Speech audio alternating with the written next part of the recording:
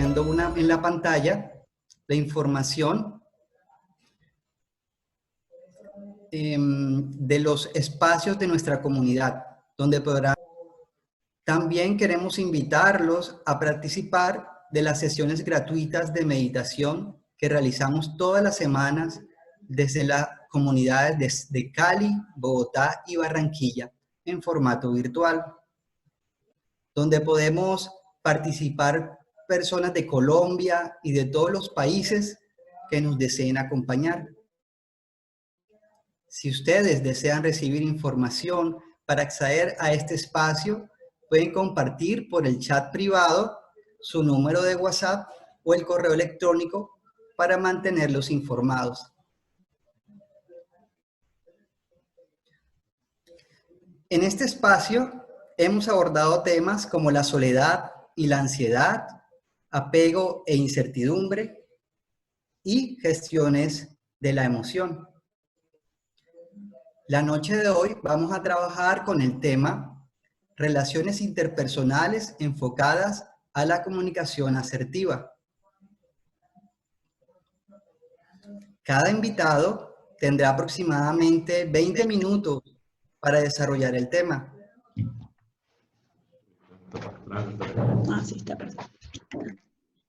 Una vez presentado el tema, los asistentes tendrán la oportunidad de interactuar con el invitado y realizar algunas preguntas. También, mientras los conferencistas hablan, pueden ir escribiendo sus preguntas por el chat. Bueno, vamos entonces a empezar con nuestra invitada Susana Restrepo. Susana es antropóloga, ha trabajado como docente universitaria y ha orientado procesos de investigación como antropóloga forense. Actualmente coordina un equipo de trabajo dedicado a la búsqueda e identificación de personas dadas por desaparecidas desde el año 1960 hasta el 1 de diciembre de 2016, cuando se firmaron los acuerdos de paz. También es maestra en método Feldenkrais. Dicho método trabaja la integración entre mente y cuerpo a través del movimiento. Susana busca con esta práctica contribuir en el bienestar integral de las personas. ¿Cómo estás, Susana? Bienvenida a este espacio de conferencias.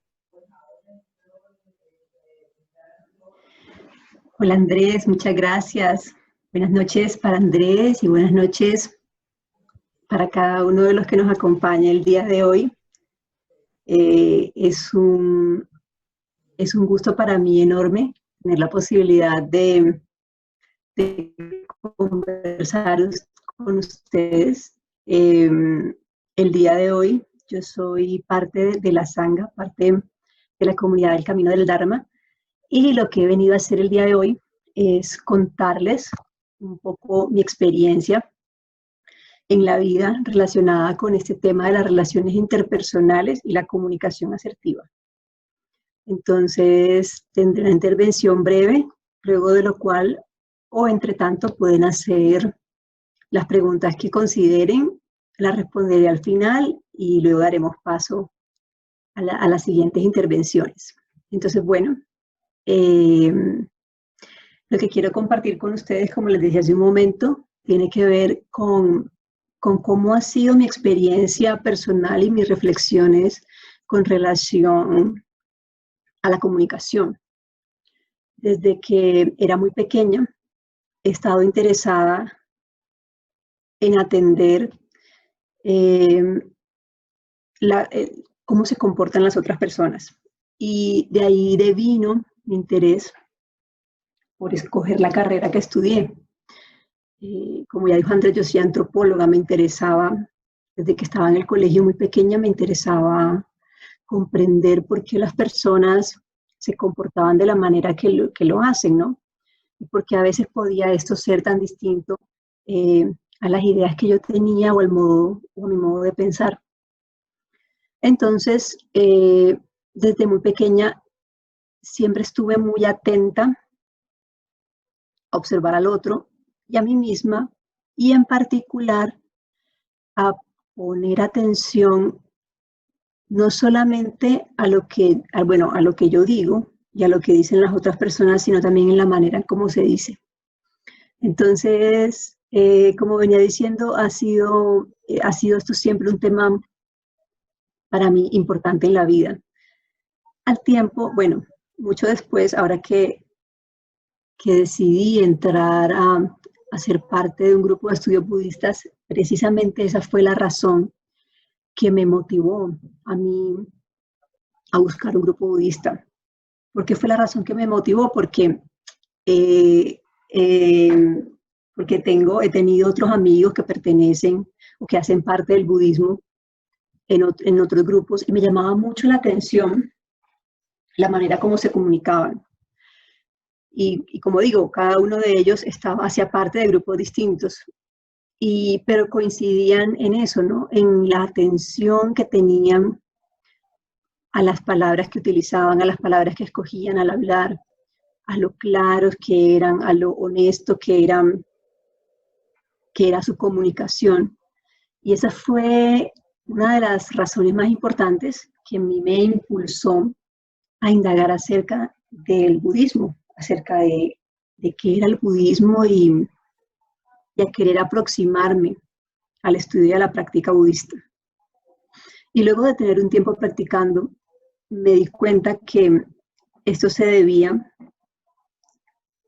a que a lo largo de la práctica logramos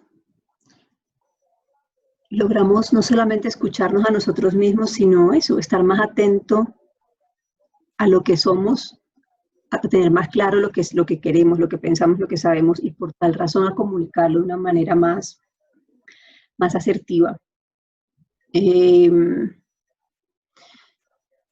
Bueno, otro lugar en el que, bueno, quería comentar algo más acerca de mi elección de carrera.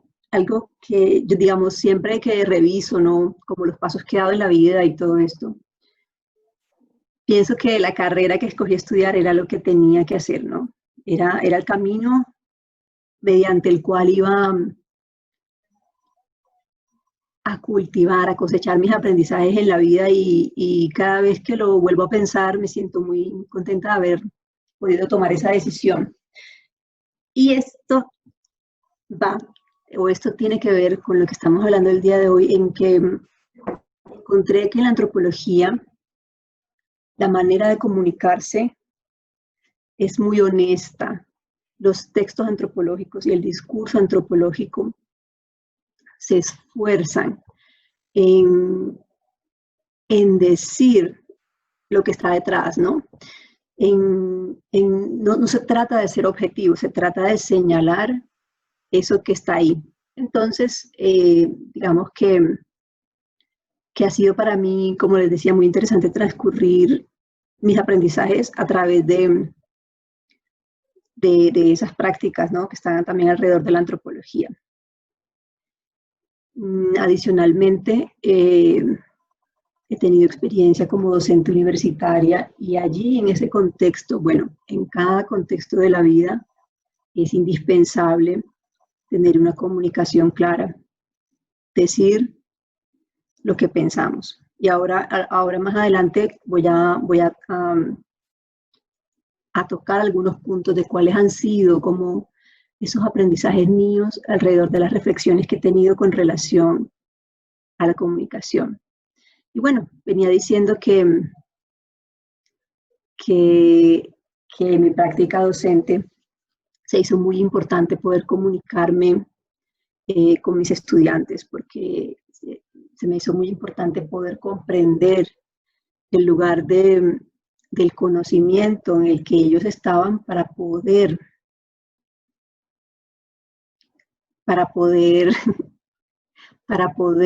entender ese lugar del conocimiento en el que cada uno de ellos está, para poder transmitir eso que era mi intención transmitir. Bueno, una cosa importante, que voy a decir aquí un paréntesis, es que la labor del docente, más allá de ser una transmisión de conocimientos, para mí el docente lo que hace es poner un contexto seguro de aprendizaje. en el cual los contenidos son la excusa para aprender algo importante en la vida. Entonces,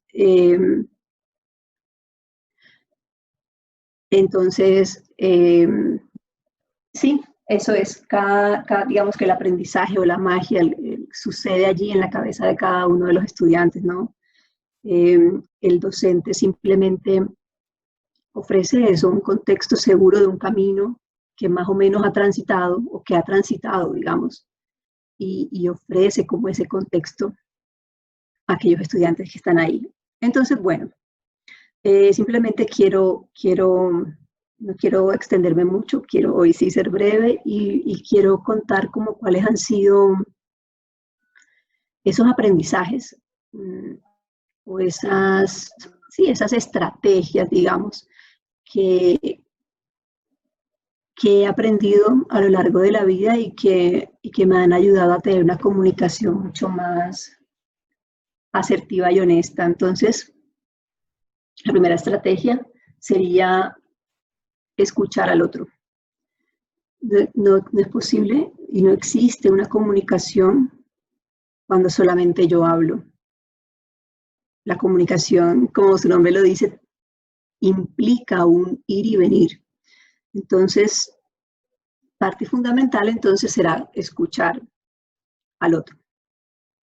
Y bueno, no sé si antes o después o en todo momento, no solamente basta con escuchar al otro, sino que es importante escucharme a mí misma. Si no me escucho a mí misma, no puedo tampoco estar en disposición de atender al otro.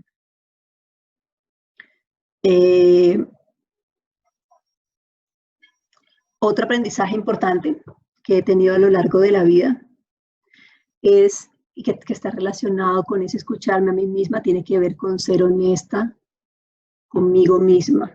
Si yo no soy honesta conmigo misma, no puedo ofrecer a su vez una comunicación honesta con el otro. Entonces, para poder tener una comunicación clara, honesta, primero me implica un ejercicio de autoobservación y de reflexión y de ser honesta conmigo misma, ¿no? Y eso tiene que ver también con ser íntegro.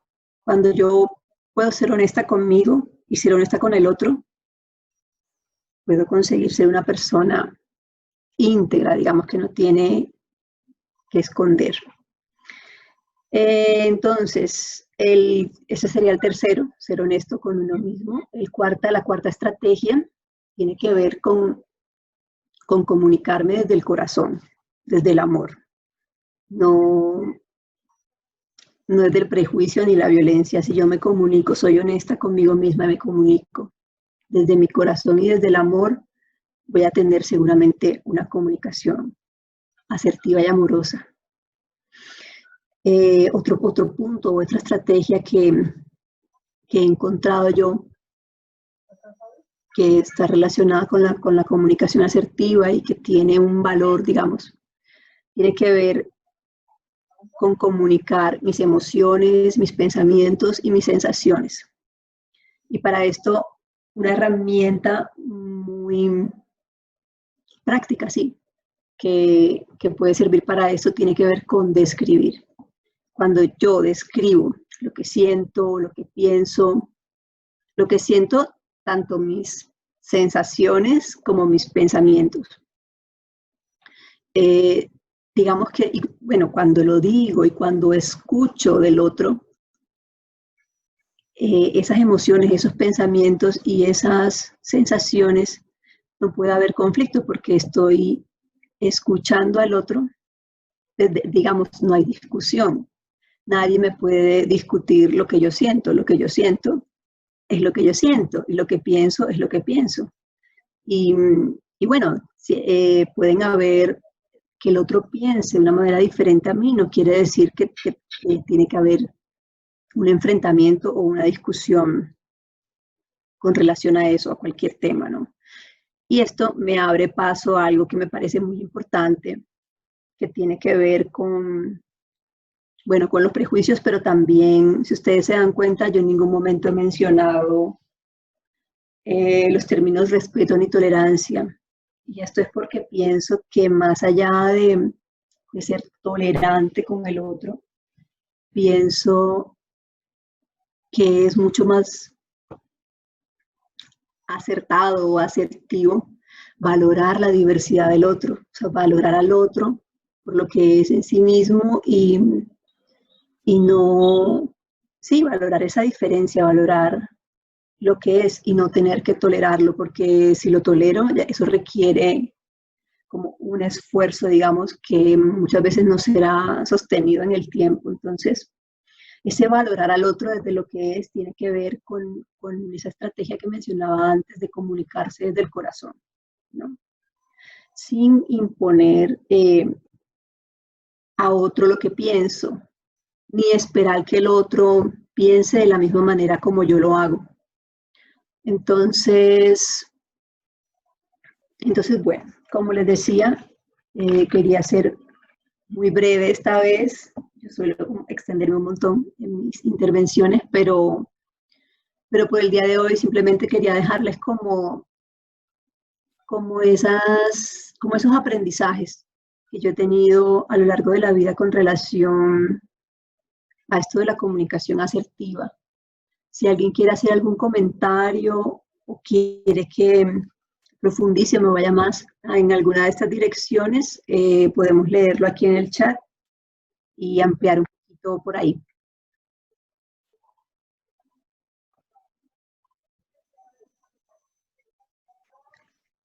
Aquí Andrés les está compartiendo, mientras tanto, la información de nuestra Sangha, Camino del Dharma, de nuestro grupo, para que vayan y la miren.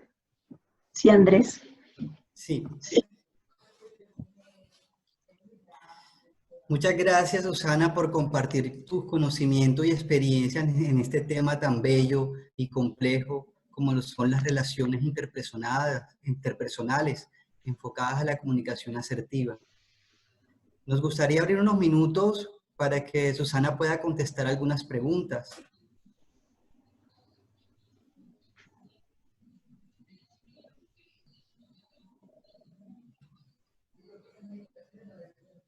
¿Alguien quiere preguntar algo respecto al tema y aspectos mencionados por Susana? Pueden hacerlo por el chat.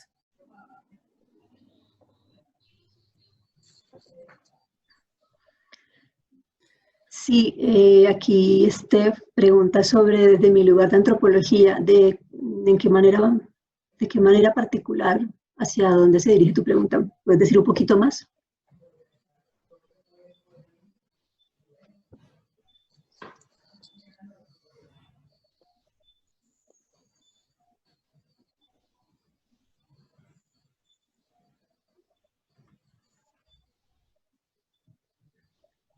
Steph, si quieres ampliar un poco más tu pregunta, allí en el chat yo voy a ir contestando un poquito con relación a esto. Bueno, algo que quería decir. Buenas noches, Susana. Me pregunto desde tu lugar de antropología, ¿cómo se hermana tus aprendizajes de vida y desempeño en campo?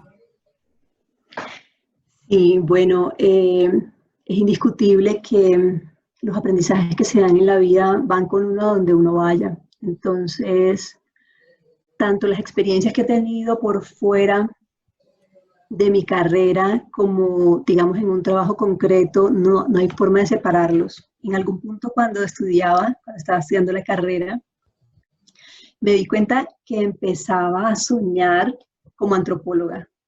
Yo siempre digo que cuando estudiamos una carrera lo que aprendemos más allá de los contenidos es una estructura de pensamiento. Y entonces esto me estaba empezando a pasar, ¿no? Y yo me estaba dando cuenta que mi manera de pensar estaba cambiando a lo largo de la carrera y empezaba a soñar, empezaba a tener una mirada mucho más crítica, ¿no? A ser mucho más, que ya yo lo tenía, pero con mi estudio en antropología esto se refinó, ¿no? Me volví mucho más observadora, mucho más analítica y efectivamente mi mirada cambió. La manera en cómo se articulaban mis ideas cambió también y por lo tanto cambió mi manera de expresarme. Y esto inevitablemente tuvo un impacto en mis relaciones personales. Entonces me empecé a comunicarme de una manera más clara, por ejemplo, y empecé a tener más atención en el otro, ¿no? En lo que el otro me estaba comunicando, no solamente a partir de sus palabras, sino con todo su ser, ¿no? Con sus gestos, con su postura, con todo, ¿no? Con todo. Esto en el sentido de cómo mi carrera nutrió este aspecto de mi vida, y bueno, al revés. Como les digo, cuando empecé a soñar como con esta mirada de antropóloga, digamos, me di cuenta que no había vuelta atrás y que no había forma de separar una cosa de la otra, que eso hacía parte ya de mí. Entonces, bueno, la antropología trajo esta manera de observar el mundo a mi vida, y luego he tenido otras experiencias en mi vida que han nutrido también mis experiencias laborales, digamos, suena raro decirlo de esa manera, pero bueno, digámoslo así. Mis experiencias, porque como les digo, yo soy antropóloga 24/7, hasta en los sueños, ¿no? El asunto es que estos aprendizajes que de la antropología fueron a mi vida personal se siguieron nutriendo y enriqueciendo en mis relaciones personales, e indudablemente fueron también llevados a la antropología. Como decía Andrés, adicionalmente yo me formé durante 4 años en el método Feldenkrais, que también apunta hacia allá, apunta a observar el otro desde un punto neutral, sí, a observar esto, ¿no? Y todos los cambios y las modificaciones en el otro, a observarme a mí misma y a observar al otro. Entonces, también nutrió mi experiencia personal, y cada vez que voy a desempeñarme, por ejemplo, mencionaban aquí el trabajo en el que estoy actualmente, que tiene que ver con la búsqueda de desaparecidos. Y con mi equipo de trabajo, por ejemplo, la manera en cómo me relaciono con mi equipo de trabajo. No hay, como les decía hace un momento, esto de ser honesto y de ser íntegro, no hay una forma particular o distinta en la que me relaciono con ellos, sino que soy yo. Y yo puedo, desde lo que yo soy, relacionarme tranquilamente con cualquiera, no importa la situación en la que esté o la posición, digamos. Esto es lo que nos trae una comunicación honesta, que no tengo miedo de decir lo que pienso, porque lo hago desde el corazón, así sea un tema laboral. Y bueno, luego también no he hablado aquí de la comunicación escrita, pero, por ejemplo, para mí la comunicación escrita es un lugar de autorreflexión muy importante, en el que me hace traer la conciencia a mí en muchos niveles. Pero bueno, eso es como otro tema. No sé si esto responde a tu pregunta, Steph. Por aquí Pablo Santiago también nos pregunta, en ocasiones, en ámbitos como el laboral, me ha sucedido que es difícil ser sincero con la comunicación cuando el interlocutor es una persona que no acepta, tolera o ve las diferencias de criterio y opinión como una barrera que separa a las personas. Bueno, esto Okay. es más bien un comentario, sí. Leticia nos pregunta, ¿qué pasa cuando la otra persona no tiene la misma disposición para comunicarse? Ok, bueno, yo creo que esto se relaciona también con el comentario anterior. Como yo les decía hace un momento, bueno, y esto lo pienso y lo relaciono con tantas cosas justamente en este momento con todo lo que está pasando. Y es que yo puedo hacer por mí, o sea, yo puedo cultivar una actitud amorosa y una comunicación amorosa. Yo siempre digo que yo no puedo aprender por el otro, pero eso no quiere decir precisamente, puede que el otro no tenga la misma disposición a comunicarme, pero si yo estoy en esta disposición amorosa, puedo entender que ese otro tenga las situaciones que tenga, está en esa condición. Y eso no quiere decir que yo entro como en esa onda, yo sigo como en mi comunicación amorosa. Algo importante, que lo mencioné como muy rápidamente, tiene que ver con esto de no imponerse al otro. Yo no puedo imponerle al otro que se comunique de una manera o de otra. Yo puedo hacerlo por mí y cuando yo lo cultive en mí, esto se expandirá a mi entorno, ¿no? Pero no puedo imponerle al otro esta manera de comunicarme. Puedo hacerlo por mí, pero cuando yo lo hago por mí, de nuevo, esto empieza a irradiarse a mi alrededor. Y sí, cuando estoy en una posición amorosa y empática, puedo entender que el otro no esté en la misma disposición. Bueno, aquí me preguntan, pues, no estoy dejando de leer. Bueno, veo que aquí Pablo Santiago sí hizo la pregunta más abajito, perdón Pablo, vamos a contextualizarla. En ocasiones, en ámbitos como el laboral, me ha sucedido que es difícil ser sincero. La comunicación con el interlocutor es cuando el interlocutor es una persona que no acepta, tolera o ve la diferencia de criterio y opinión como una barrera que separa a las personas. Entonces la pregunta es, ¿cuál sería una estrategia para poder revertir esas situaciones, manteniendo la sinceridad? Bueno, una estrategia que a mí me parece que funciona es describir estos componentes que les decía, describir lo que pienso, lo que siento y mis sensaciones. Entonces yo puedo acercarme a la otra persona y describirle cómo me siento con relación a una situación. En el contexto laboral a veces pensamos que tenemos que comunicarnos de cierta manera formal o ser, ¿cierto? Como ponernos como otro traje, no sé.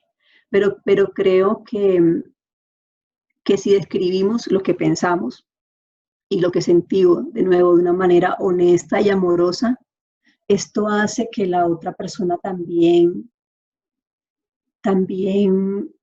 llame la atención a sí mismo. Cuando nosotros cultivamos estar presentes, a mi modo de ver, la presencia es algo súper poderoso, que a veces es ineludible. Cuando uno está muy presente, la otra persona con la que uno se comunica, aunque esté muy distraída, puede darse cuenta de esto. Entonces, la estrategia sería describir lo que pienso, lo que siento de una manera amorosa y igual de la misma forma amorosa solicitar lo que se necesita, ¿no? Bueno, identificar cuáles son las necesidades que en el fondo están en mí para yo comunicar esto y cómo podrían ser estas necesidades satisfechas de alguna manera y pedirlo de una manera, de nuevo, honesta y amorosa. Esto es algo que nunca termina, ¿no? Que uno nunca termina de reflexionar, de aprender, y cada contexto de la vida es una oportunidad para observar la manera como nos comunicamos. Entonces sí, creo que primero el ejercicio es interno, ¿no? No sé si eso la respondió, no quiero irme como muy lejos porque veo que van pasando los minutos. Gracias a ti, Esther, por tu pregunta y a Pablo también, a Pablo Santiago y a Leti.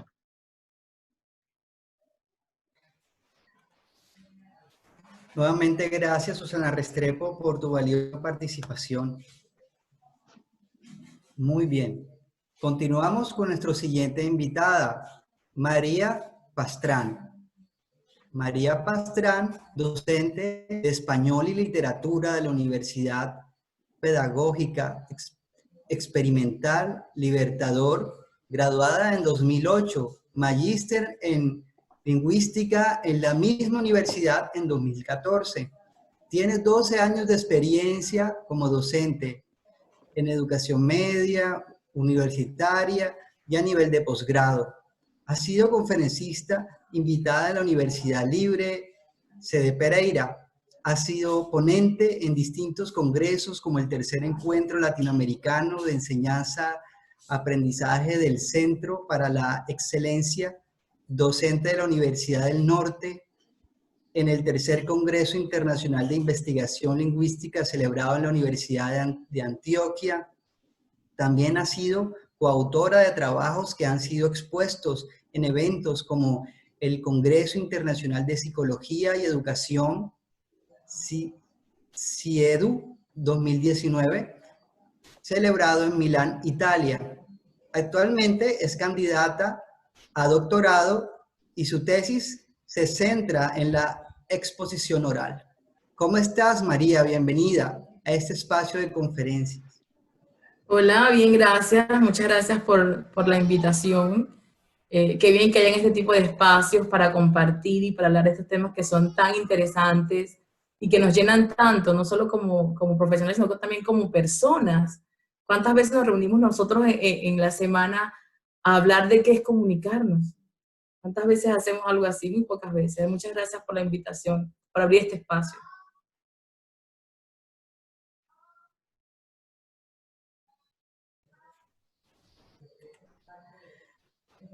Muy bien.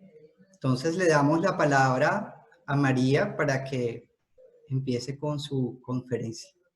Bienvenida, María. Gracias. A lo largo de mi experiencia en la carrera de lengua y literatura, siempre me llamó mucho la atención la forma como la gente construye sus discursos, cómo las personas escogen ciertas palabras para expresar sus ideas y no otros. Y con el transcurso de los años, a medida que también fui creciendo, me preguntaba por qué la gente usa unas palabras que sabe que pueden ser hirientes y no otras. ¿Sabrán realmente lo que están diciéndole a alguien? Por ejemplo, cuando ocurre una situación cotidiana, suponte que consigues a una amiga que tenías mucho tiempo que no veías y de repente ves que subió de peso y le dices a esa amiga, quizás con todo el cariño del mundo, amiga, ¿cómo estás? Pero qué gorda estás.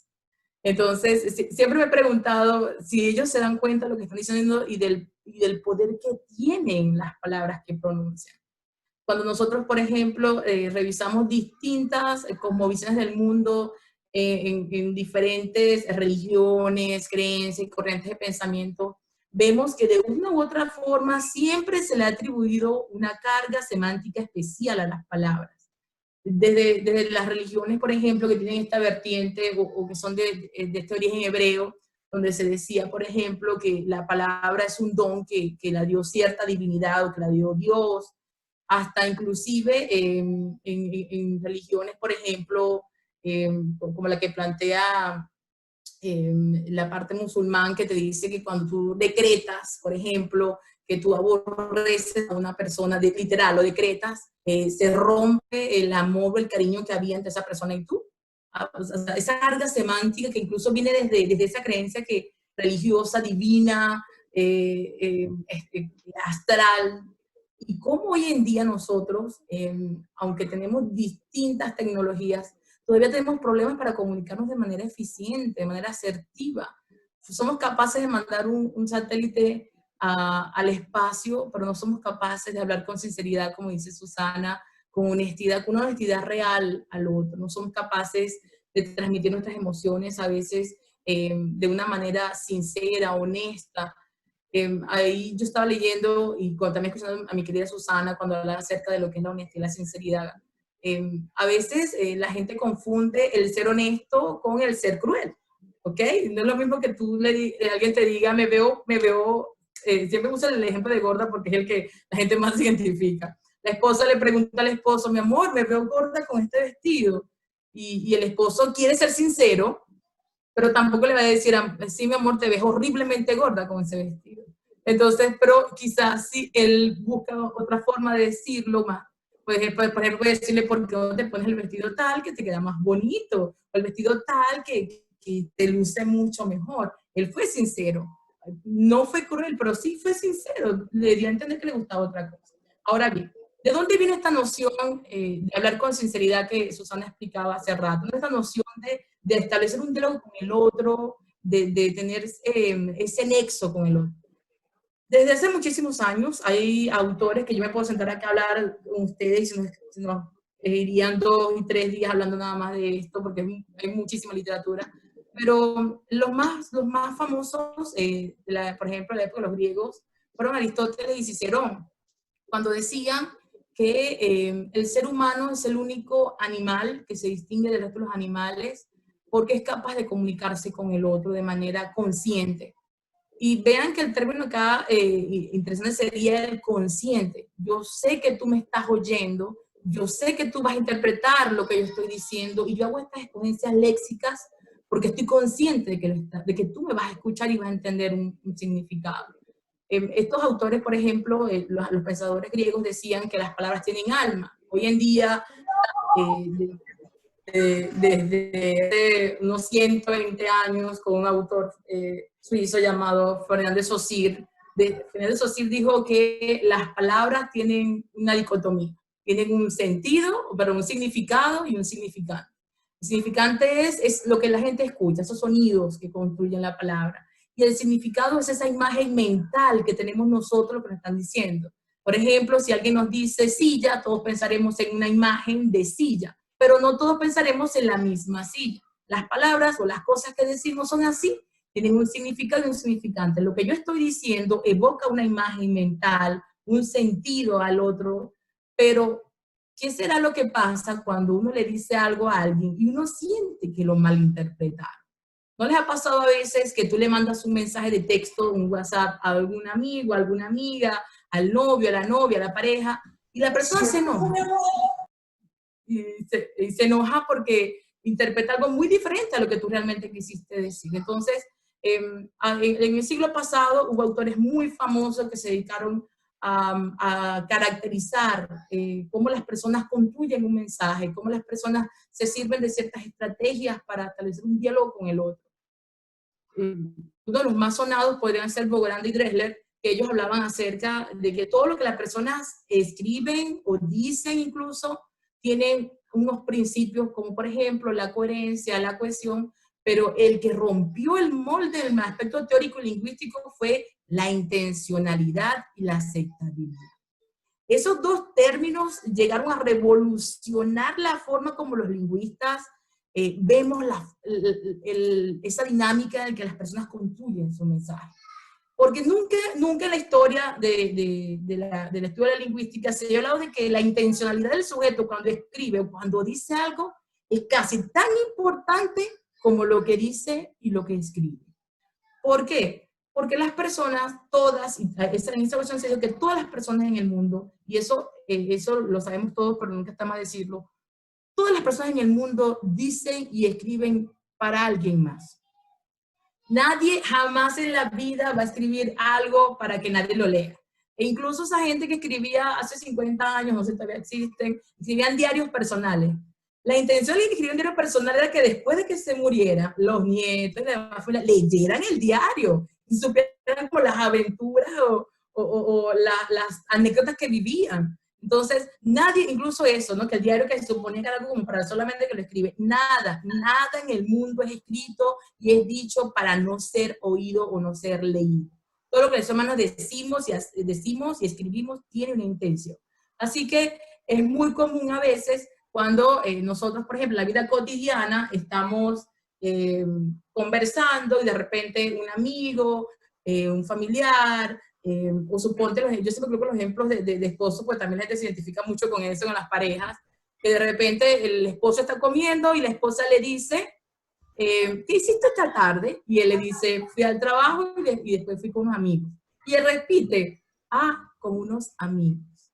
Y él se queda en silencio y la mira y dice, ¿por qué? Y él dice, por nada. Ese esposo sabe que ese por nada no existe.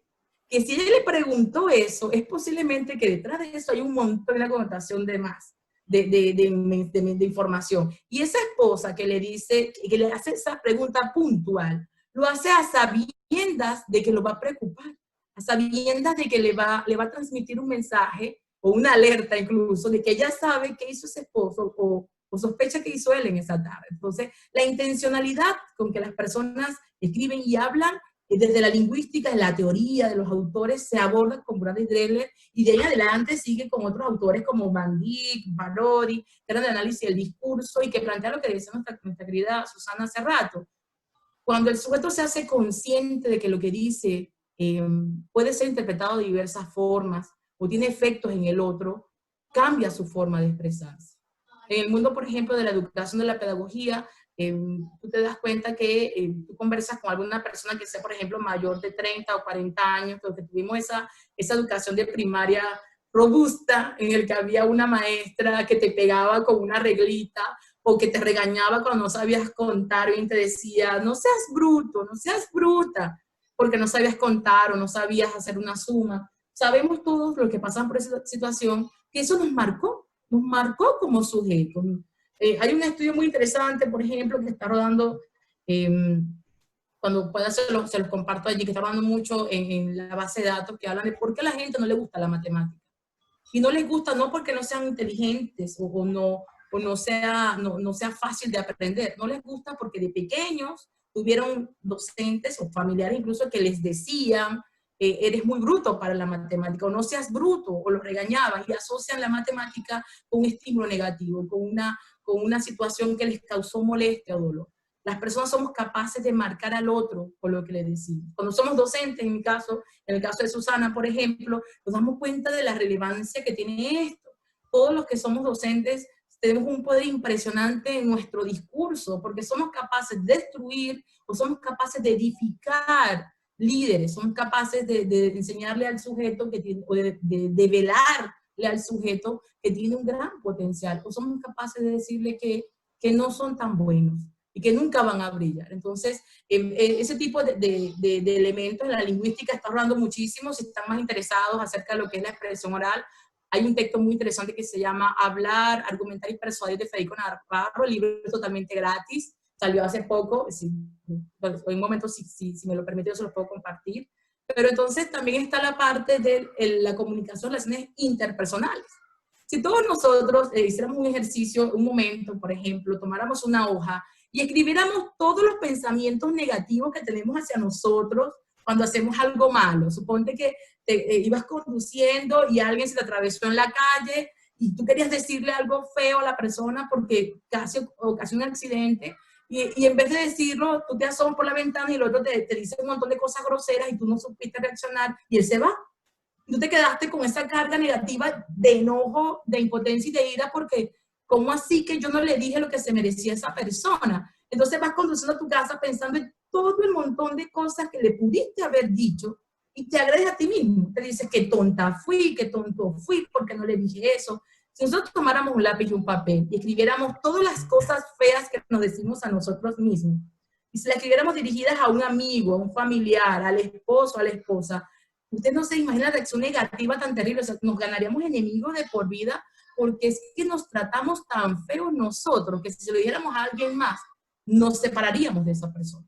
Si ustedes revisan a su alrededor, nadie usa un discurso tan tóxico hacia ustedes como hacia nosotros mismos, como nosotros mismos. Nadie te dice tonta, nadie te dice idiota, nadie te dice ingenua, nadie te agrede tanto como tú mismo. Entonces, por lo menos en este camino que mi amiga Susana me ha comentado y que yo y mi amiga Alexia también está conectada acá, debo reconocer que yo no tenía tanto interés por revisar estas connotaciones hasta que establecí amistad con Susana. Cuando hablamos acerca de cómo creces tú, y entonces me involucré en el yoga, me involucré en el Feldenkrais, incluso hice danza árabe con ella, y me empecé como a cultivar más el yo. Y también empecé a ver eso, cómo son esas relaciones que establecemos con nosotros mismos. ¿Cuántas veces en la mañana nosotros nos despertamos y le decimos a nuestro esposo o a nuestra pareja que los amamos y los queremos? ¿Y cuántas veces nos decimos a nosotros mismos en esa misma mañana que nos amamos y nos queremos? Cuando tu esposo, tu esposa, tu amiga, tu familiar logra algo, le dan un premio, le dan un reconocimiento, tú la felicitas, le das un obsequio, le regalas flores. ¿Y cuántas veces nos regalamos flores nosotros? ¿Cuántas veces nos felicitamos nosotros?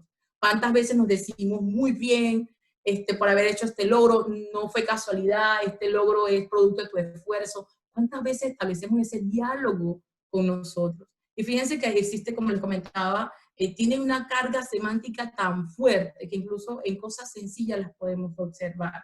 Cuando estamos, por ejemplo, en una reunión de trabajo con unos amigos y alguien nos dice, qué bonita camisa cargas, o qué bonita blusa, qué bonito vestido. Y nosotros en vez de aceptarlo y decir muchas gracias, ¿qué decimos? Ay, esta camisa está viejita, esta camisa yo la compré hace mucho, o esta camisa fue un regalo, o esta camisa no es nada especial. Y es increíble cómo nosotros mismos disminuimos o reducimos ese halago a algo como que sin importancia, y sí la tiene. Y ojo, no es tampoco llenarnos de ego y creernos la última Coca-Cola, pero sí aprender a aceptar las cosas buenas de nosotros. No sé si se me pasó el tiempo porque no me han avisado, y si me dan cuerda yo hablo mucho. Qué pena contigo, Andrés. Muchísimas gracias, María, por compartir tu conocimiento y experiencia en este tema tan bello y complejo como lo son las relaciones interpersonales enfocadas a la comunicación asertiva. Y sí, por favor, comparte con nosotros este libro que se escucha que es muy interesante. Nos gustaría abrir unos minutos para que María pueda contestar algunas preguntas. ¿Alguien quiere preguntar algo al respecto del tema, aspectos mencionados por María? Pueden hacerlo por el chat.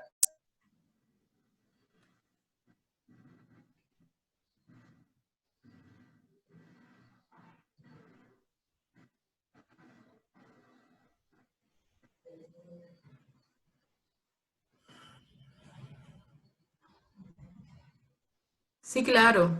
El libro, déjame ver, te pregunto, Andrés, ¿yo puedo compartir por acá, por el chat, un link en PDF? Sí, creo que el enlace sí, podemos intentarlo.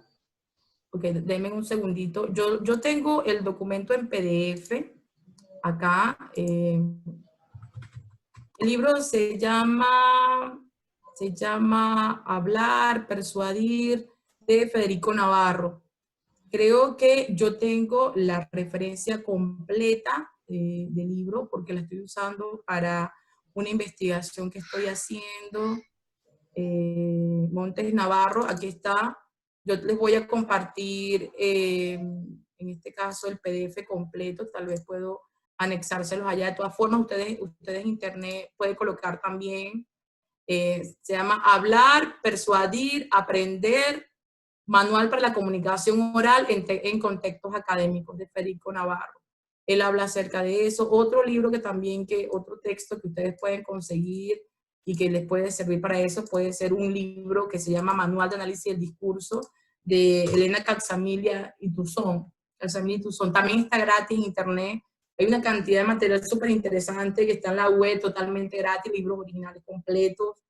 Otro puede ser la comunicación oral. Hay un autor muy chévere llamado Núñez, que tiene un libro llamado Expresión Oral y Escrita, que hablan también acerca de esto. Y hay un ensayo, no sé qué tan interesados puedan estar, pero hay un ensayo que habla acerca de esto. De todas formas, si están interesados en hablar acerca de este tema, pueden escribirme también a mi correo, no sé si lo puedo colocar acá, Andrés, o a través de ustedes me hacen llegar, yo les puedo compartir también ese tipo de material. Sí, lo puedes hacer.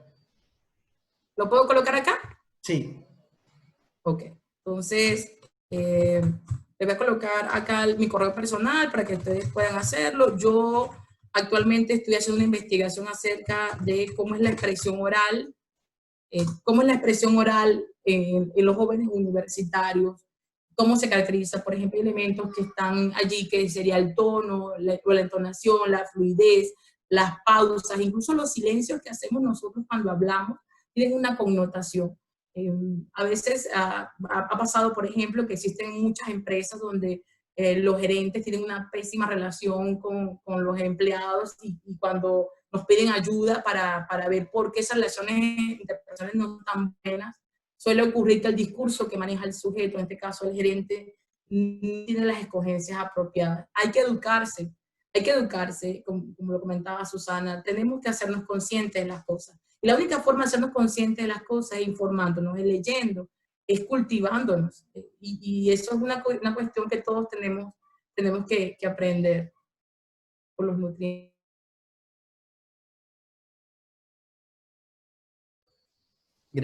Inicio al diálogo. ¿Lo lees tú, Andrés? Hay una pregunta de María Fernanda.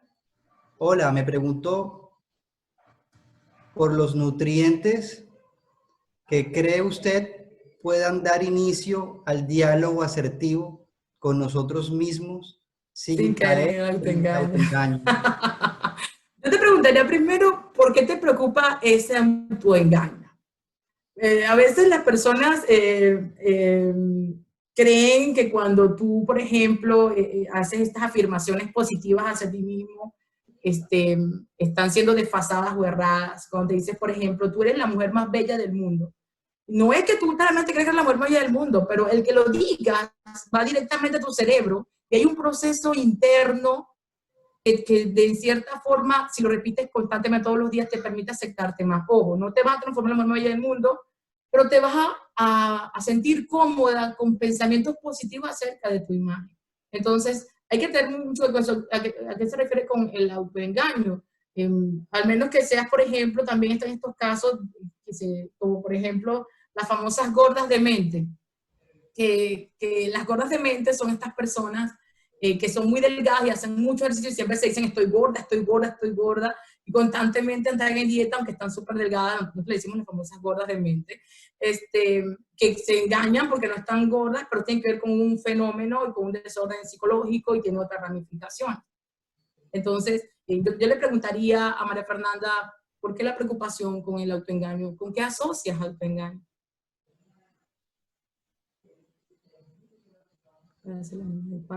La siguiente pregunta, creo que hay varias, Andrés. Sí, me pregunto si de pronto usted por el interno puede contestar alguna de estas preguntas para poder dar paso a la siguiente conferencia, sí, claro. pues por motivos de tiempo. Sí. Sí nos encantaría contestar todas las preguntas, pero a veces tenemos que ser respetuosos con la parte de cuidar el tiempo para que todo fluya. Sí, claro. Eso de que hay Sí, una claro. pregunta muy Yo la interesante, respondo al todas interno. son valiosas estas preguntas. Bueno, Andrés, muchas gracias entonces como te comenté, por abrirme este espacio. Muchas gracias, Susana, por llevarme a estos espacios tan interesantes, siempre son tan agradables. De verdad que sí, muchas gracias. Muchas gracias a ti, María, por tu valiosa participación. Muy bien, continuamos con la participación de nuestro maestro, el reverendo Shengon.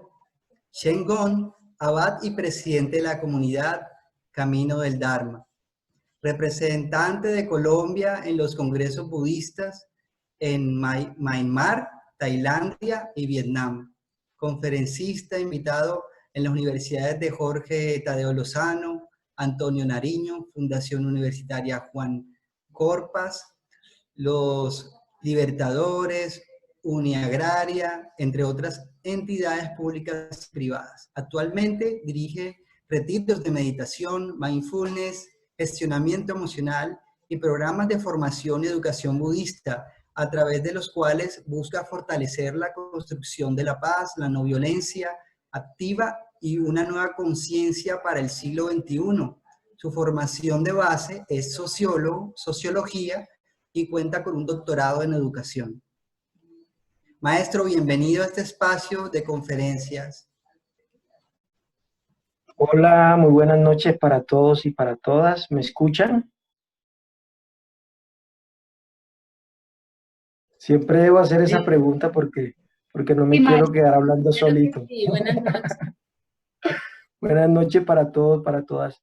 Qué alegría volvernos a encontrar nuevamente y seguir practicando juntos, aprender juntos. Y quiero agradecerle enormemente a Susana por esos aprendizajes tan maravillosos que me compartió hoy. Agradecerle a la doctora María también por todos esos aprendizajes tan hermosos y maravillosos que nos comparte de su experiencia profesional, académica y de vida.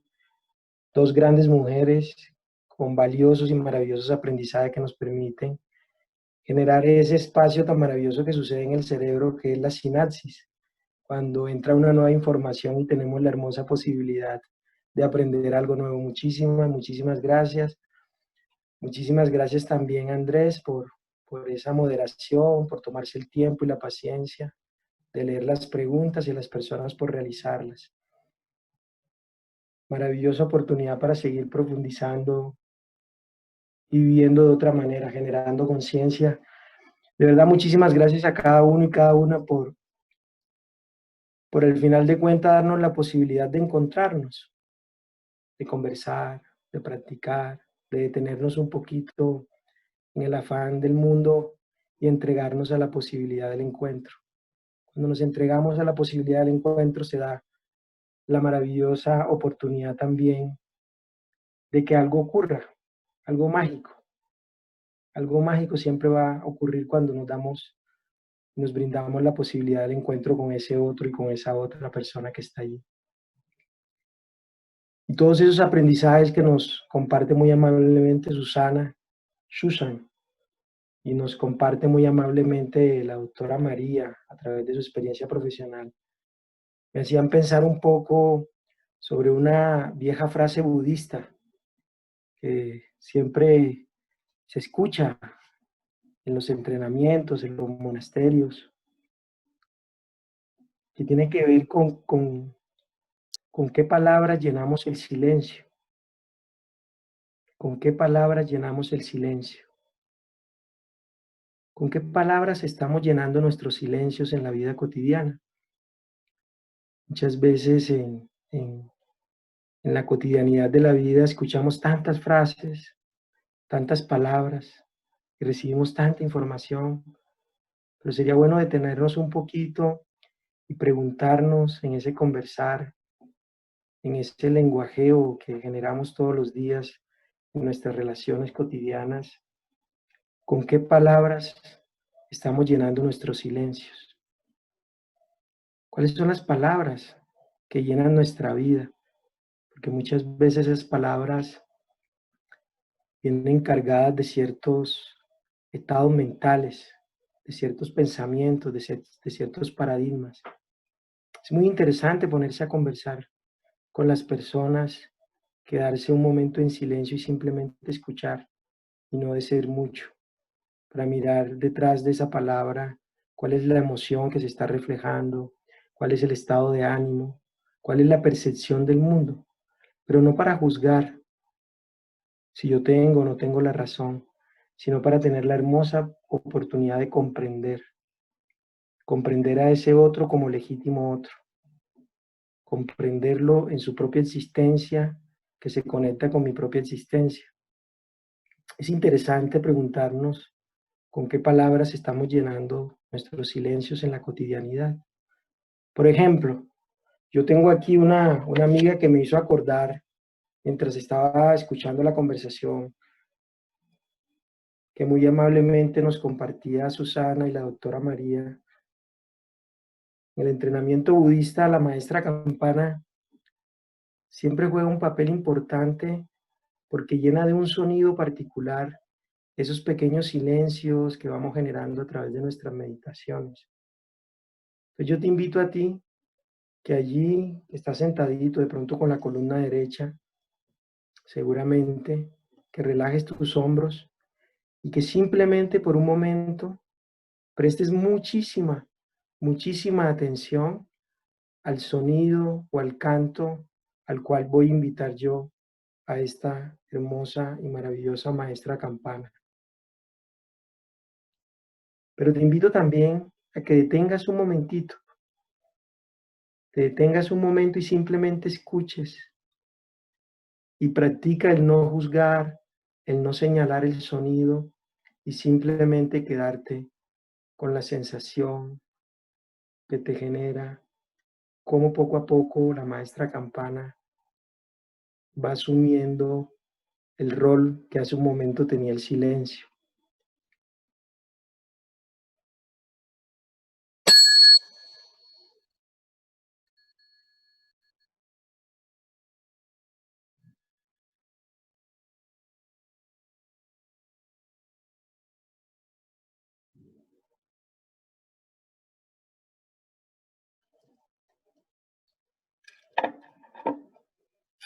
Si nos diéramos la posibilidad, la hermosa posibilidad de ir comprendiendo poco a poco con qué palabras estamos llenando nuestros silencios, nos podemos dar cuenta muchas veces En el marco de lo que estamos viviendo, las palabras que se repiten, las oraciones, es aislamiento social. El otro puede tener el virus, el otro te tienes que cuidar, te tienes que poner el tapabocas. Ojo con el otro, ojo con ese otro que está allí. Y poco a poco, esas palabras con las cuales se están llenando los silencios en nuestra sociedad, simplemente nos están invitando a ver a ese otro como el enemigo, como la persona que me puede infectar, como la persona que seguramente porta algo que me puede hacer daño. Si ya antes de lo que estamos viviendo había una separación en algunos espacios, en algunos lugares, que se iba, digamos, consolidando poco a poco, en otros espacios de manera muy rápida. Imaginémonos un poco, comprendamos de manera profunda y no solamente de manera superficial esas palabras que están llenando los silencios en este momento, donde al final de cuentas terminan fortaleciendo, consolidando esa intención de separación, donde vemos a ese otro como alguien que me puede infectar, como alguien que me puede hacer daño a través de ese enemigo invisible que es el virus. Sería muy interesante que nos diéramos un momento en nuestra vida para detenernos, dejar a un lado la automatización y empezar a comprender de manera profunda cuáles son esas palabras que están llenando nuestros silencios en la sociedad, cuáles son esas palabras que llenan los silencios de nuestros niños y de nuestras niñas, y empezáramos a entender que el desarrollo del lenguaje correcto implica de una manera concreta el no solamente cambiar la forma en que digo las cosas, sino también lo que estoy diciendo y cómo lo estoy anunciando y cómo lo estoy cargando también de esa emocionalidad. La emocionalidad que prima en este momento seguramente es una emocionalidad para muchos y para muchas de miedo, miedo de no encontrar lo que está buscando. Puede ser el trabajo, puede ser una posibilidad de tener una relación de pareja, de no encontrar de pronto el refugio y el momento de estar consigo mismo, o también ese miedo por perder la vida, por perder el trabajo, por perder la oportunidad de estar seguro, de estar allí. Y el miedo, que es un gas paralizante, nos lleva seguramente a tomar decisiones no tan asertivas en nuestra vida cotidiana. Y terminamos deshumanizando a ese otro, que al final de cuentas es uno conmigo. Ver al otro como el enemigo, el que carga el virus, como una pequeña lepra. Hace mucho tiempo que se vivía, que aislaban a esas personas. En este momento vivimos seguramente un poco más aislados de ese otro. Vivimos temiendo de que ese otro me infecte, de que ese otro me pueda generar algún tipo de daño. Y todos los días seguramente me puedo ir afinando poco a poco, retrayendo poco a poco y desconectándome de ese otro y esa otra que al final de cuentas hace parte de mí y yo hago parte de él también. La deshumanización de ese otro implica definitivamente una deshumanización de sí mismo, una deshumanización de sí mismo en el sentido de que al final de cuentas no me hallo y vivo desde el descontrol, desde el desbordamiento emocional en mi vida cotidiana, no escuchando ni comprendiendo de qué tipo de palabras estoy llenando mis silencios, de qué tipo de emocionalidades estoy llenando mis silencios, sino simplemente desde un ejercicio de automatización. Cuando la maestra Campana nos invita a que nos detengamos un momento y percibamos el sonido, hay un ejercicio seguramente condicionado por los elementos culturales que nos hace juzgar ese sonido, llenarlo de preconceptos, de prejuicios. Y en el entrenamiento adecuado de relaciones personales y de comunicación asertiva juega un papel importante la escucha profunda y el habla compasiva. La escucha profunda y el habla compasiva. Una escucha profunda que no está cargada de prejuicios sobre lo que el otro está diciendo, sino que simplemente estar. ¿Por qué no darnos la posibilidad hermosa de simplemente estar? Estar para ese otro, estar allí presente simplemente para escuchar, comprender, aprender y dejar y soltar esa situación o esa sensación que me está generando. El entrenamiento adecuado implica la meditación de la escucha profunda y del habla compasiva. El habla compasiva implica reconocer a ese otro como legítimo otro. ¿Cómo reconozco a ese otro como legítimo otro en las relaciones? Cuando en ese mismo ejercicio aprendo a reconocer también mi propia existencia, reconozco que estoy aquí presente, consciente, soy una persona maravillosa y valiosa que puedo aportar en el cambio de conciencia en todos los espacios donde estoy. Pongámonos un momento y detengámonos y revisemos no solamente con qué palabras estamos llenando los silencios, sino también con qué pensamientos estamos llenando nuestro cuerpo, de qué pensamientos alimentamos todos los días nuestra vida. ¿Son pensamientos útiles? ¿Son pensamientos inútiles? Esta sociedad que nos invita constantemente a alimentar el narcisismo y el ego profundo, cuando yo estoy anclado en el ego y en el narcisismo, no me doy la oportunidad de estar para ese otro, porque seguramente estoy anclado en ese ego allí de manera profunda y no me permito y no me doy la posibilidad de escuchar de manera profunda, no solamente escuchar la palabra, sino sentir en un ejercicio empático a ese otro que está allí, en una conexión profunda donde no hay separación, sino que somos uno. Qué maravillosa oportunidad que nos da la vida de preguntarnos, por ejemplo, cuáles son las conversaciones que alimentan mi vida.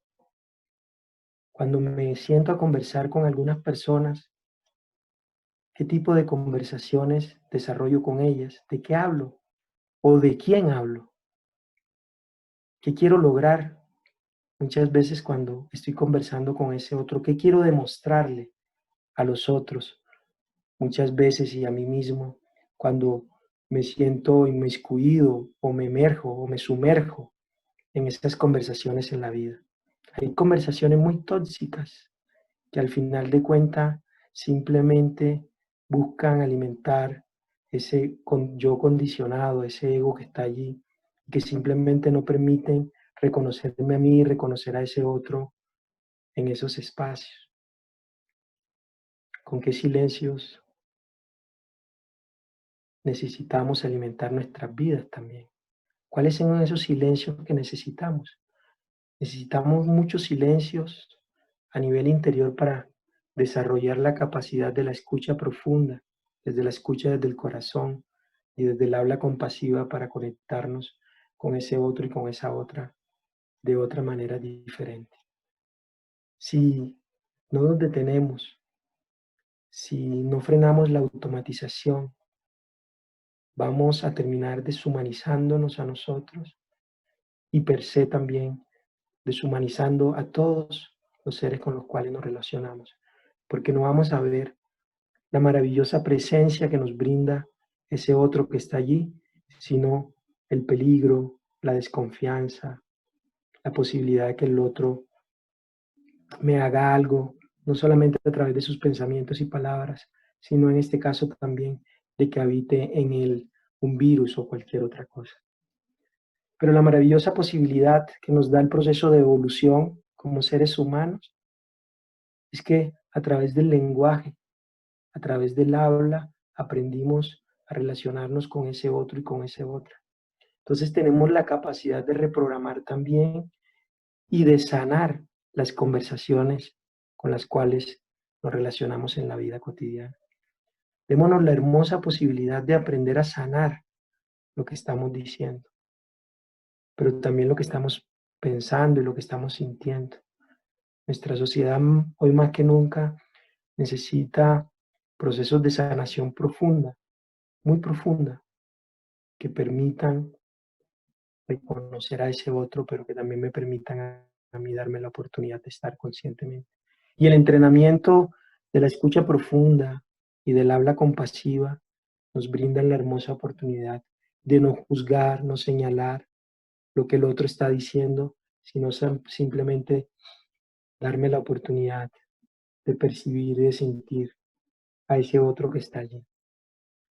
Qué maravillosa posibilidad que nos da la oportunidad de respirar y estar conscientes en este momento, porque a través de ese ejercicio nos podemos reinventar las veces que queramos. Porque no reinventamos también la forma en que estamos diciendo las cosas, con qué significado estamos llenando esos vacíos, esos silencios con los cuales nos estamos encontrando en nuestra vida cotidiana. Entonces, la invitación a la práctica es revisemos muy bien qué tipo de conversaciones o en qué tipo de conversaciones terminamos sumergidos en nuestra cotidianidad. ¿Realmente terminan resignificando al otro? ¿Me resignifican a mí esas conversaciones? ¿O simplemente estoy buscando alimentar esos miedos interiores que muchas veces el mismo contexto me ha generado? ¿Cómo a través de nuestras conversaciones resignificamos, validamos, reconocemos a esos otros y a nosotros allí en esas relaciones? Y cómo simplemente con una práctica tan sencilla pero tan profunda, de la escucha profunda y del habla compasiva, nos podemos dar la oportunidad de conectarnos de manera empática con ese otro, con esa otra. Y seguramente, si nos damos la oportunidad, puede surgir el hermoso milagro de estar simplemente para el otro.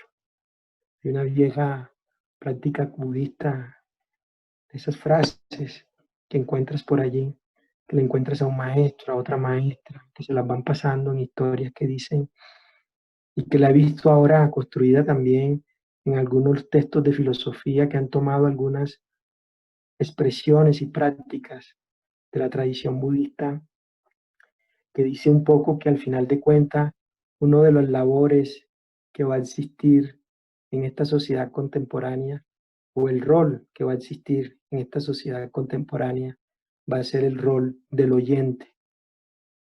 El oyente que simplemente está para escuchar, porque ya no nos estamos escuchando, ya no estamos para el otro. Simplemente muchas veces dejamos de estar para ese otro y para nosotros, nos absorbemos desde la automatización. Muchas gracias por la hermosa posibilidad. Quiero hacer una pequeña recitación antes de pasar a las preguntas. Esperando que cada uno y cada una esté bien, esté feliz, esté en paz, que estén libres de sufrimiento, que cada uno de ustedes y sus familias estén bien, felices y en paz, que llegue a sus vidas lo que realmente necesitan, que estén libres de enfermedad, que tengan todo lo que realmente requieren, que llegue a sus vidas lo que realmente necesitan, que sus comunidades, que su ciudad, que su país estén bien, felices y en paz, que nuestro hermoso planeta y que todos los seres sintientes estén bien, felices y en paz, que a ninguna persona le falte nada, que todos encuentren lo que realmente necesitan, que todos los seres estén bien, felices y libres de sufrimiento. Me inclino y reverencio la presencia de cada uno y cada una. Muchísimas gracias por la hermosa posibilidad y sobre todo por tener la paciencia de escucharme, ¿no? Por ser tan amables. Gracias, Abad. Maravillosa enseñanza. Vamos a revisar por aquí si hay alguna pregunta. Tenemos unos minuticos para que la Abad conteste alguna de las preguntas que han surgido a raíz de esta exposición. Por aquí Laura nos dice, qué lindo, muchas gracias, maestro. Martica Abello nos dice, hermoso, maestro, gracias. Pablo Santiago nos dice, muy gratas y sabias palabras, muchas gracias. Maritza nos dice muchas gracias. Gloria Patricia Porras, gracias Susi, gracias María, gracias maestro. Steph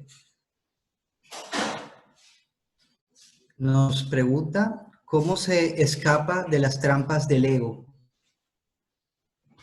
Maestro, ¿cómo se escapa de las trampas del ego? Realmente es una práctica muy bonita, una práctica budista que tiene que ver con la comprensión correcta de las cosas. Y uno podría hacer un ejercicio intelectual de la comprensión correcta, pero no tiene nada más o solamente que ver con un ejercicio intelectual, sino tiene que ver también con darnos cuenta interiormente y comprender de manera profunda en cuáles trampas he querido yo caer o cuáles de esas trampas yo mismo he generado. Es muy interesante detenernos un poco y autorreflexionar para darnos cuenta que el primer ejercicio fundamental es comprender de manera correcta lo que me está ocurriendo. Si no comprendo de manera correcta lo que me está ocurriendo, no voy a poder tomar las acciones correctas y desarrollar las herramientas correctas que necesito para poder abordar esa situación. Entonces pareciese que el ego fuera una cosa externa o ese yo condicionado y simplemente tiene que ver con ese sistema de información con el cual yo estoy operando en mi vida cotidiana. Es un primer paso básico, es comprender cuál es el sistema de información con el cual yo estoy operando de manera interna. Si empiezo a comprender cuál es el sistema de información con el cual yo estoy operando, me voy a dar la oportunidad de ir generando las acciones correctas y concretas que me permitan de esa manera transformar y gestionar lo que en este momento muy amablemente la persona llama trampas, que son al final de cuentas muchas veces construidas por nosotros mismos o por el ambiente o la cultura en la cual nos desenvolvemos todos los días. La comprensión correcta como un regalo y una práctica que nos permite darnos cuenta realmente qué nos está sucediendo y qué está ocurriendo a nivel interno. Entonces la invitación sería, démonos la oportunidad de regalarle un tiempo a la práctica de la comprensión correcta.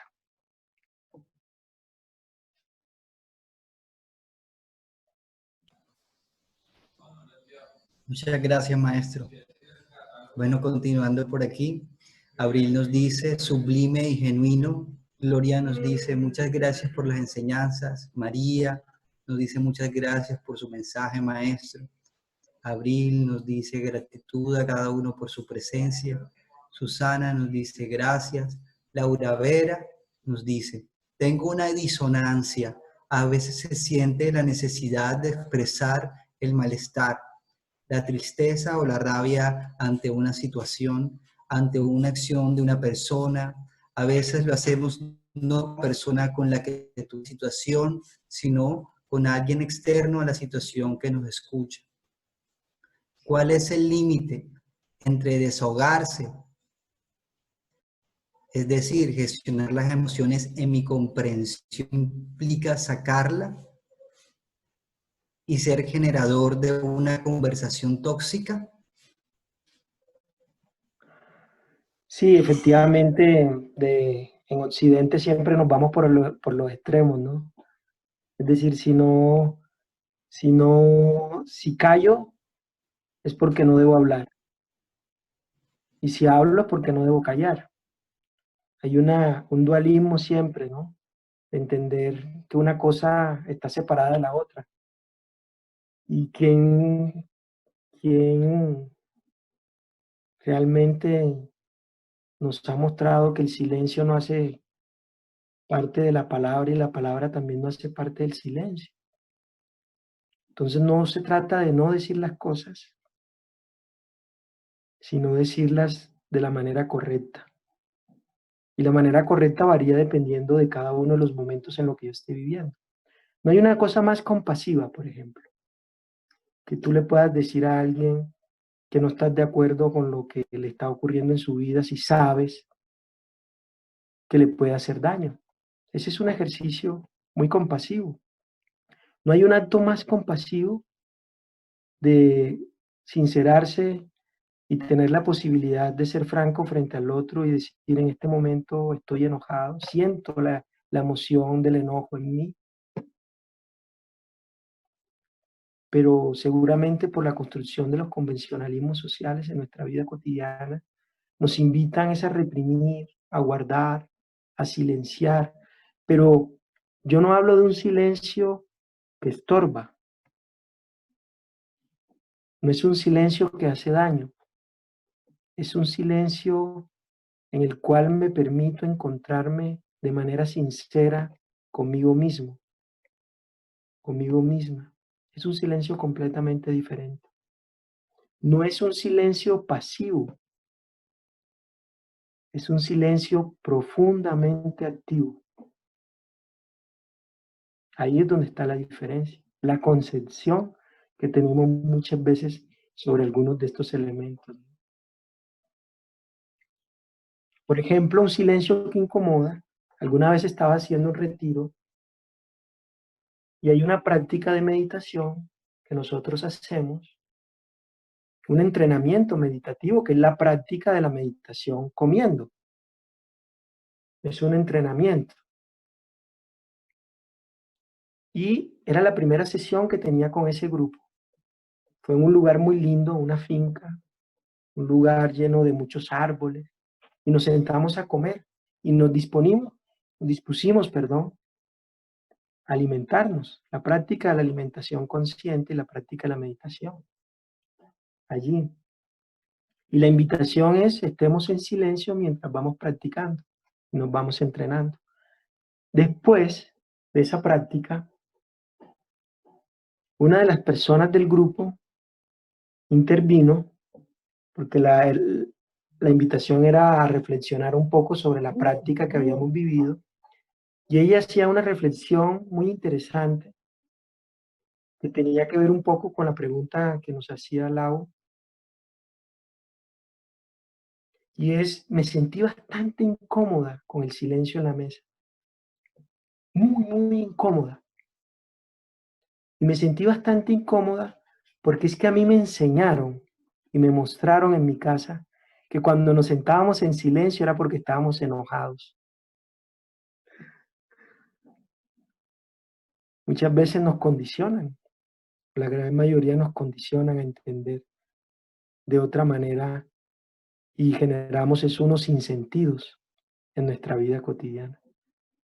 Y ella, en su entrenamiento interior, en su proceso de sanación, iba entendiendo un poco que esos condicionamientos simplemente le estaban permitiendo era desconectarse del propio momento que estaba viviendo y de la conexión con el otro.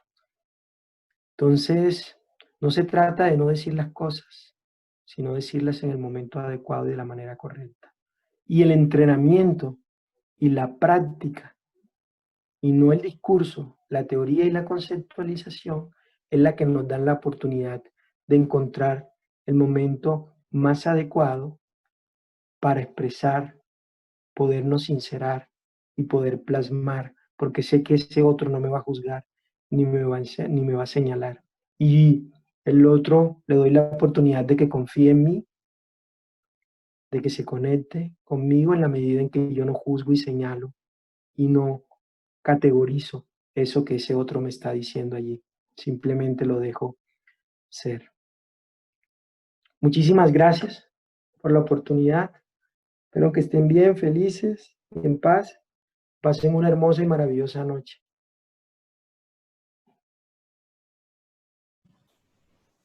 Muchas gracias, maestro. Muy bien. Les recordamos que en este momento estamos compartiendo por el chat información de los espacios de la comunidad, donde pueden saber más de las actividades como estas.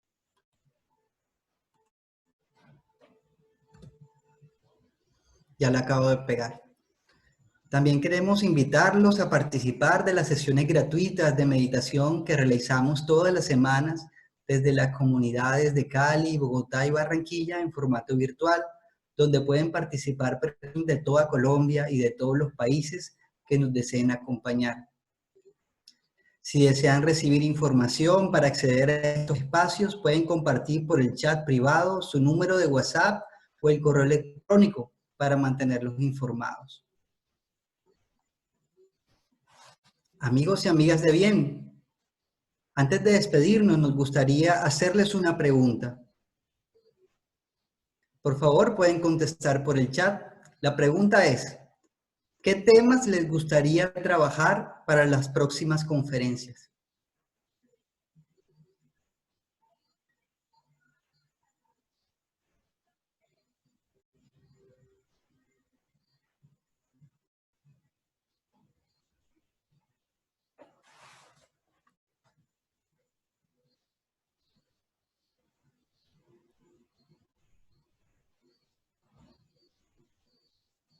Las personas que deseen participar de las meditaciones pueden dejar su WhatsApp, pueden enviarlo por el privado. Por ahí hay una opción para enviar, me lo pueden enviar a mí, Andrés Aristizábal, en la opción privacidad. Pueden enviar su WhatsApp o pueden enviar su correo electrónico. Nosotros lo guardamos y estaríamos enviando la información para las meditaciones. El día de mañana habrá una meditación a las 7:30, 7:45 de la noche. Por aquí sé que algunas personas ya enviaron sus números, como el señor Pablo Santiago desde Argentina.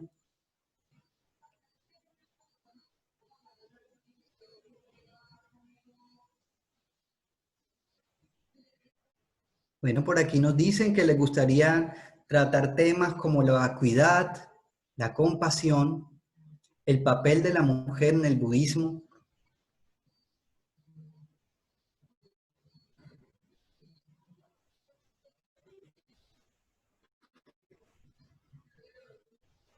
Otra opción puede ser acerca de la muerte de los seres queridos y más en tiempos de pandemia.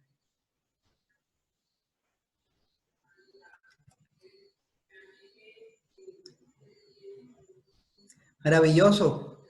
Para nosotros es muy importante su opinión y estaremos informándoles a través de los espacios de la comunidad respecto a nuestras próximas conferencias. Maravillosos los temas que han propuesto y nos vemos la próxima. Ya veo que algunos han escrito aquí sus números y otros sus correos electrónicos. Con gusto les estaremos enviando la información de los espacios de meditación. Les deseamos que pasen una maravillosa noche. Que todos descansen. Nos vemos la próxima conferencia. Feliz noche.